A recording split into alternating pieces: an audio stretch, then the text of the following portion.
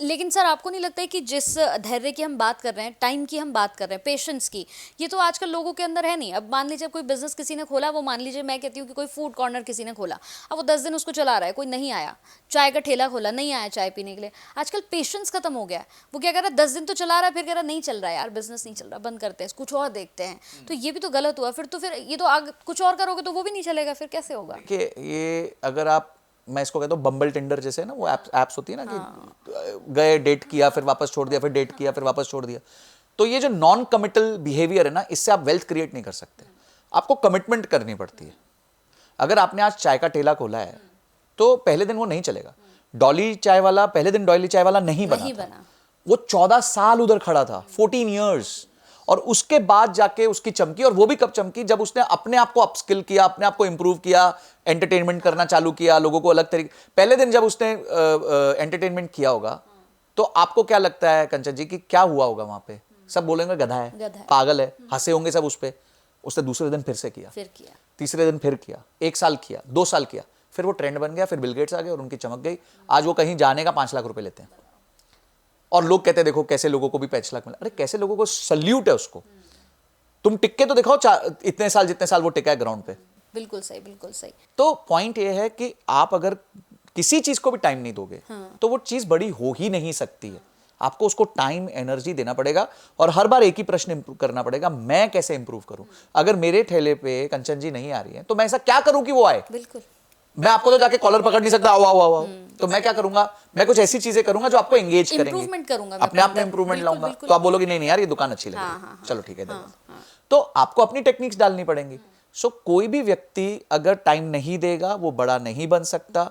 चाहे वो इन्वेस्टमेंट्स हो, चाहे वो रिलेशनशिप्स हो, चाहे वो बिजनेसेस हो, चाहे वो जॉब हो। आप 2 साल 3 साल आप बोले मैं इंजीनियर रहूंगा, फिर आप बोले यार इंजीनियरिंग में तो मजा नहीं आ रहा, अब ये कर लेता हूं, अब ये कर लेता हूं, अब ये कर लेता हूं, फिर कूदते रह जाओगे आप, फिर कुछ अचीव नहीं कर पाओगे। जैसे 2025 की हम बात करें तो इस बार 2025 में सर पैसा कहाँ लगाना चाहिए और कहाँ रिस्की है, ये भी बताइए कि कहाँ कहाँ नहीं लगाना है इस बार पैसा। देखिए, मुझे ऐसा लगता है कि 2025 जो वर्ष है वो एआई का वर्ष है, और एआई के साथ साथ मुझे ऐसा लगता है कि दूसरी चीज जो है सेमीकंडक्टर। पिछले कुछ सालों में हमने देखा कि सेमीकंडक्टर की डिमांड बहुत बढ़ी है, बिकॉज एआई में भी सेमीकंडक्टर की डिमांड बहुत ज़्यादा है, ईवीज में भी सेमीकंडक्टर की डिमांड बहुत ज़्यादा है। तो मुझे ऐसा लगता है ये 2 बड़े सेक्टर हैं जो हमारे को, जिसमें निवेश की तरफ ध्यान रखना चाहिए। One is AI, one is semiconductor, और उसी के साथ साथ जैसे ईवी हो गया, ऑटोमोबाइल हो गया, आयुर्वेदा हो गया। मुझे लगता है आयुर्वेदा एक बहुत बढ़िया सेक्टर है इंडिया का, जो अपकमिंग है, जहां कंपनियां आ रही हैं आज के दिन।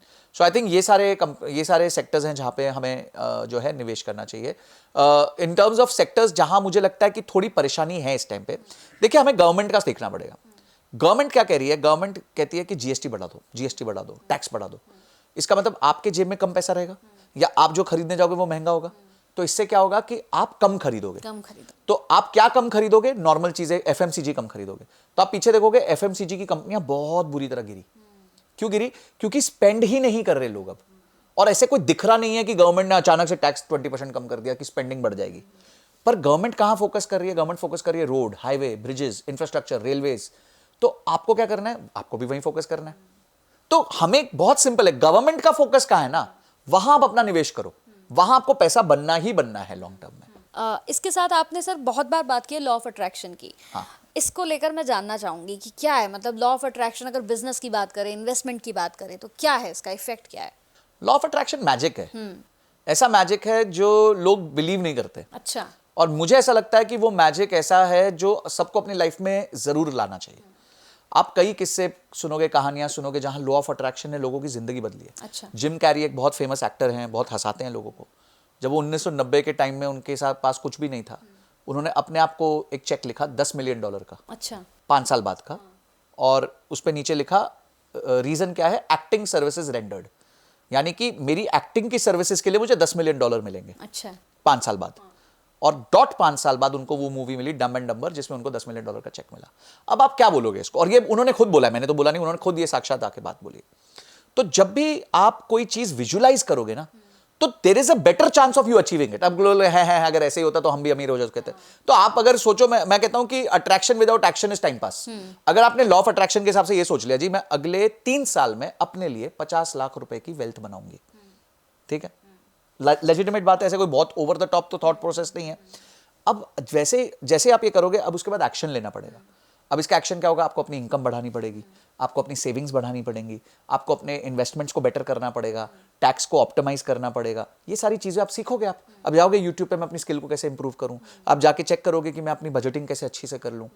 तो जैसे ही आप अपने आप को, अपने सबकॉन्शियस माइंड को एक इंस्ट्रक्शन देते हो विजुअलाइजेशन के थ्रू, तो ऑटोमेटिकली आपका माइंड उस पर काम करना चालू कर देता है, आपको पाथ दे देता है कि अरे वाह ये चीज़ अचीव करने के लिए पाथ है। जैसे हम गूगल पे लोकेशन डालते हैं तो गूगल एक पाथ दे देता है कि भाई ये रास्ते से चले जाना, इस रास्ते में ट्रैफिक कम है। तो वैसे ही लॉ ऑफ अट्रैक्शन से आपको पाथ मिल जाता है। अब लॉ ऑफ अट्रैक्शन के बहुत सारी टेक्निक्स होती हैं, जब आप जो भी आप यूज करना चाहते हो। जैसे एक चेक है, आपने अपने आप को एक चेक लिख दिया, सो आप 3 साल बाद कंचन जी अपने आप को एक चेक लिख रही हैं कि भाई मैंने अपने आप को एक 50 लाख का चेक लिख दिया, ठीक है, ये भी एक लॉ ऑफ अट्रैक्शन का तरीका होता है। हो सकता है ना हो उस दिन, पर दुखी नहीं होना, दुखी नहीं होना, उसका मजाक नहीं उड़ाना, ठीक है। दूसरी बात है, कुछ लोगों को मैं जैसे बोलता हूं कि आप है ना मिरर टेक्निक करो। मेरा एक फ्रेंड है, उनका बिजनेस में बहुत प्रॉब्लम चल रहा था एंड उन्होंने 50 लाख का लोन लिया था 10% पर मंथ इंटरेस्ट पे। अच्छा, 10% पर मंथ। तो वो चक्रवर्ती ब्याज चलता गया चलता गया चलता गया चलता गया चलता गया, उन पे 2 करोड़ का उधार हो गया। सारे उधार लेने वाले दुकान के बाहर, हैंडीक्राफ्ट का काम करते हैं पुणे में। और उसके बाद उन्होंने मतलब एकदम सुसाइड वाली रेंज पे। फिर हम लोग मिले थे तो मैंने उनको बोला कि यार ये सब मत करो, क्या सुसाइड, क्या कर लेंगे तेरे को ज़्यादा से ज़्यादा। मतलब एक काम कर, तू ये ना शीशे के सामने खड़ा हो जा और बोलना चालू कर, मेरे पे 1 रुपये का उधार नहीं है, ठीक है। इसे हम मिरर टेक्निक कहते हैं। मेरे पे 1 भी रुपये का उधार नहीं है, मेरा बिजनेस फल फूल रहा है, मेरे बिजनेस में 50% मार्जिन है, मेरी दुकान पे पैसे लेने वाले नहीं, मेरे दुकान पे कस्टमर आते हैं जो पैसा देना चाहते हैं। ये बोलना चालू कर दे बस, एवरीडे पहला ये बोल। तो वो उसने बोलना चालू किया, उसका रोज का उठने का मोटिवेशन आ जाता था। उसके बाद प्लान बना, अच्छा हम ये करते हैं ये करते हैं। टुडे ऑन इंस्टाग्राम उनका 1 मिलियन फॉलोअर्स है। अच्छा, 1 रुपए का उधार नहीं है, BMW खरीद ली है, 4 शोरूम हो चुके हैं और हैंडीक्राफ्ट में इंडिया में one of the biggest names है, आईफा अवार्ड में इनवाइटेड थे। अच्छा, this is all with in 4 years. 4 साल के अंदर सब कुछ हो गया। 2020 में ये प्रॉब्लम से जूझ रहे थे, आज 24 खत्म हुई है, से 4-5 साल के अंदर सब कुछ हो गया। तो अगर आप अपने आप को ही नीचे करोगे, अगर अपने आप को ही कॉन्फिडेंस नहीं दोगे, तो यार दुनिया तो आपको पीट देगी। बिल्कुल। अगर आप अपने आप खड़े होगे, बोले नहीं यार मेरे साथ कुछ नहीं हो रहा, मैं देखो कैसे चेंज करता हूं, तो सब कुछ ठीक हो जाएगा। बिल्कुल। So I truly believe in law of attraction, I truly believe in the power of speaking positive. हमारे माँ बाप क्या बोलते थे कि बेटा गलत मत बोलना, जबान पे 2 बार सरस्वती बैठती है। बिल्कुल। That's law of attraction, simple in हमारे टर्म्स में। जब मैं सत्यनारायण भगवान की कथा हमारे यहाँ हमेशा हुई है पूर्णमासी पे, जब से मैं पैदा हूँ तब से देख रहा हूँ। उसमें एक आता है सेक्शन जहाँ वो बोलते हैं कि एक बिजनेसमैन नौका में सोना भर के लेके जा रहा था, तो एक साधु आके पूछता है क्या है इसमें, तो वो बोलता है इसमें बेलपत्र है, और थोड़ी देर में देखता है वो बेलपत्र होता है। हाँ। तो पंजाबी में कहते हैं ना अपने लिए माड़ा क्यों बोलना, ना अपने खुद के लिए माड़ा क्यों बोलना है। तो अपने खुद के लिए कभी माड़ा नहीं बोलना चाहिए, खराब नहीं बोलना चाहिए, हमेशा अपने लिए पॉजिटिव बोलो, अच्छे से बोलो एंड जस्ट उसके बाद एक्शन लो। ऐसा नहीं कि लॉ ऑफ अट्रैक्शन किया हो अच्छा हो गया सपना हो गया, अब कुछ किया ही नहीं, उसके बाद एक्शन लो, स्टेप्स लो और चेंज करो। करना तो पड़ेगा खुद को, काम तो करना पड़ेगा। देखो काम किए बिना attraction without action is time pass. कोई शॉर्टकट तो है नहीं ना, मतलब कि खुद सोचा और हो गया। हाँ, मतलब आप सोचो मैं 50 लाख का चेक 3 साल बाद लिखूंगी और उसके बाद घर पे जाके नॉर्मल काम करने लग जाओ, तो उससे कुछ नहीं होगा, कुछ नहीं होगा।